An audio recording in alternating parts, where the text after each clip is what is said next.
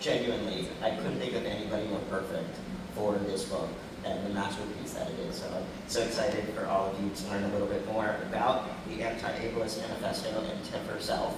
But I want to give her the proper introduction that she deserves. So Tiffany Yu, for those of you that don't know, is an award-winning social impact entrepreneur, disability advocate, and content creator. She's the founder and CEO of Diversibility, a social enterprise aiming to elevate disability pride and build disability power. Having started her career at Goldman Sachs, Bloomberg, and then Revolt, Yu is now an in-demand corporate speaker, creating an approachable bridge in corporate diversity, equity, and inclusion spaces. Yu is the co-founder of the Awesome Foundation Disability Chapter, serves on the LA 28 Olympic and Paralympic Games Working Group, and was a co-chair of the World Economic Forum Sustainable Development Impact Summit. Her TED Talk, How to Help Employees with Disabilities Thrive, has over 1 million views, and she's also an incredible powerhouse on social media. Of course, I'm sure many of you follow her. Her work and story have been featured in the Wall Street Journal, the New York Times, Business Insider, Marie Claire, Forbes, and the list goes on, and soon to be New York Times bestselling author of the show. Woo! So yeah, please give a very warm welcome to Tiffany officially. Woo! Thank you. So let's get right into the book. What inspired you to write this in the first place? And the underlying question there too, why now? Yeah, so in case you're not aware, October is National Disability Employment Awareness Month. I see a couple loose nods.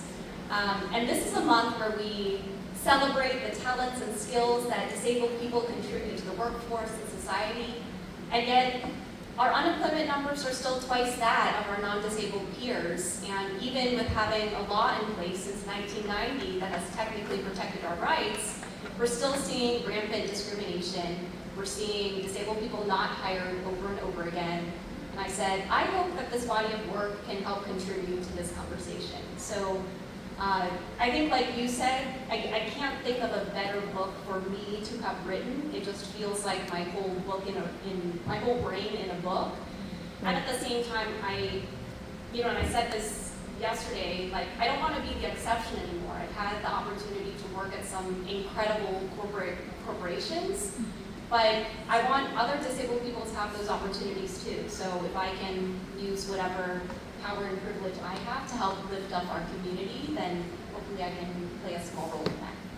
And that's one of your superpowers, because you not only talk about your own personal narrative, of course your lived experience, which we'll get into a little bit, but you've really done such an incredible job of highlighting such a wide variety of people within the disability community, whether they're known or not so known. And I think that is such a gift that, again, only you can really do in such a brilliant way. What would you say are some misconceptions about disability as a whole?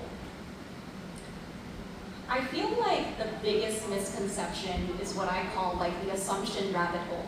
And there's a really great video that came out a couple months ago with Madison Tevlin. And the video starts out by saying, because you assume I don't drink, you don't serve me a drink, so I don't drink. And you can take that into the workplace by saying, because you assume I can only type with one hand, you think I can't do the job, so you don't even give me an interview. So it kind of starts with all of these assumptions that people make about our experience without even knowing or taking the time to get to know who we are or even give us a chance in the first place. And I also want to give a shout out, a couple people here, or just one person I see, hey, John Q, are featured in the book.